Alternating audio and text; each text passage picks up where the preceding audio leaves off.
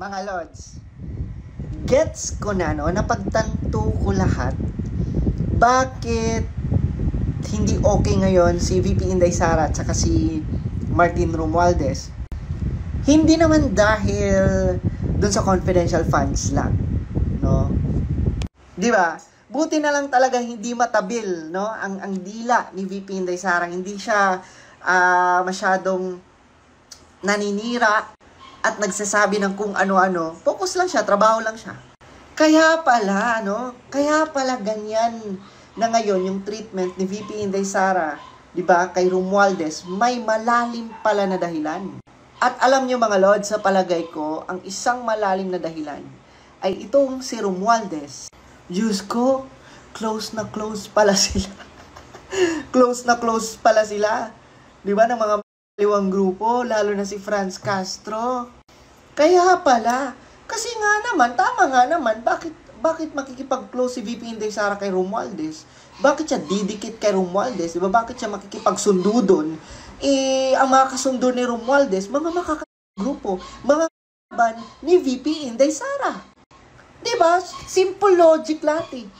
May mga nagsasabi pa, unprofessional daw si VP Inday Sara kasi hindi daw namamansin kay Romualdez.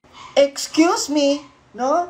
Sa lahat na binabati ko si VP Inday Sara na hindi pinapansin, hindi niya pinapansin si Romualdez, hindi plastic si VP Inday Sara. Hindi siya sipsip at parang linta na kailangang dumikit kay Romualdez kasi may sariling pag-iisip. Si VP Inday Sara, may sarili siyang paninindigan. And imagine niyo mga Lods, papaano siya? Papaano siya makikipagsundo sa isang speaker na close ang mga makakaliwang grupo? Kalaban nga yun sila ng bayan eh. Kalaban yun ng mga kabataan. Alam naman natin, kaya nga gustong i-push ni VP Inday Sara ang confidential funds kasi gusto niya magkaroon ng healthy environment ang mga estudyante, maprotektahan ang mga kabataan, ang mga estudyante, at maiwasan na yung mga recruitment na pinaggagawa ng mga AA sa mga kabataan natin para matapos na. Pero sige nga, paano yun mangyayari kung ito si Romualdez? Ay grabe, no? Kita mo na nga, no? Sa nakita natin, pinost ko rin kanina, di ba? Yung interview ni Franz Castro, di ba? Sinasabi pa ni Franz Castro na napakabait ni Romualdez, palagi namin siyang kasama sa mga charity events, no, sa mga pamimigay ng mga ayuda. O ano 'yun? 'Di ba? Kaya naiintindihan ko ngayon, no, si VP Inday Sara. Alam mo, si VP Inday Sara, sobrang bait niyan, no? Sobrang bait niyan si VP Inday Sara. Knowing VP Inday Sara, sobrang bait niyan, pero hindi yan siya plastic. 'Di ba? Hindi mo yan siya pwedeng utuin, 'di ba? Hindi mo yan siya pwedeng gawing sunod-sunuran. May sarili yang paninindigan. And sana lang talaga, no, maging careful. Ito lang talaga ha, mga Lods, I'm not against President BBM. No, kasi todo suporta ako sa kanya. 'Di ba? Alam niyo 'yan, no? Paano natin pinaglaban ang unity. Pero sana maging careful, no, si President BBM sa mga hakbang na ginagawa niya, sa mga desisyon na ginagawa niya, at sa mga taong kinakampihan niya. Kasi, pag si VP Inday Sara ang kumalas, pag si VP Inday Sara, hindi na niya masikmura, no, ang pinaggagawa ng pinsa ni President BBM, even yung si Rimulya, ay simula na din talaga ito ng pagkakawatak-watak.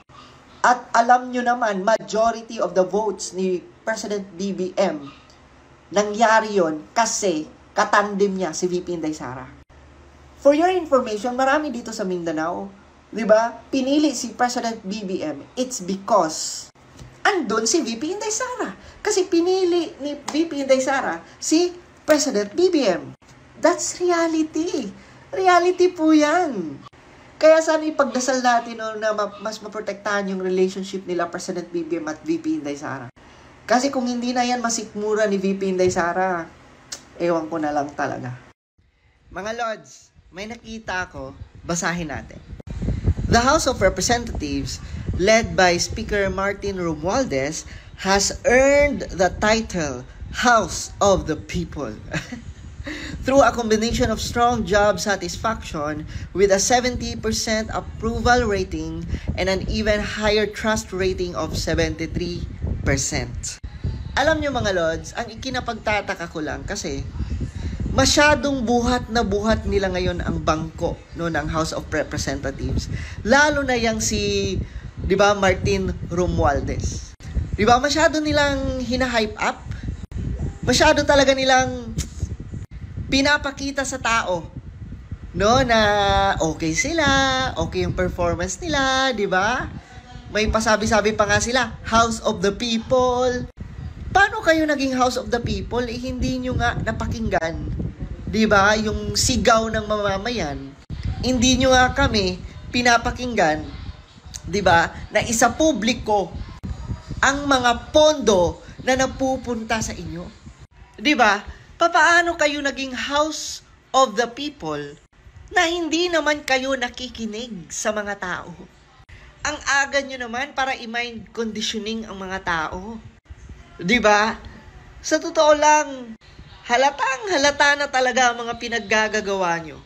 Una, may pa-resign pa kayo. No? May palipat-lipat pa kayo ng partido. Pangalawa, may pinalabas pa kayong resolution, no? Para ipakita ko no ang suporta no kay speaker nyo na si Martin Romualdez. Pangatlo, may mga paganito-ganito kayo. Alam nyo, kahit anong gawin nyo, ang taong bayan naman mismo ang nakakakita at nararamdaman naman nila kung talagang totoong nagseserbisyo kayo, di ba, sa Pilipinas. And we also need transparency. Diba? Yun naman yung palagi nyong ipinapamukha eh. Na kailangan transparent, kailangan alam ng tao kung saan napupunta ang pondo. Diba? Magaling kayong pumuna ng iba. Lalo na si VP Inday Sara, kung ano-ano ang mga pinagsasasabi nyo kay VP Inday Sara. Now, bakit pagdating sa inyo, tameme kayo? Pagdating sa inyo, ayaw nyong ipasa publiko, diba? Kung saan napupunta yung pondo nyo. Diba? Masyado kayong nagmamagaling, masyado kayong namumuna sa iba. Pero kayo nga, 'di ba? Hindi nyo nga maipakita saan napupunta, 'di ba? Ang pondo nyo.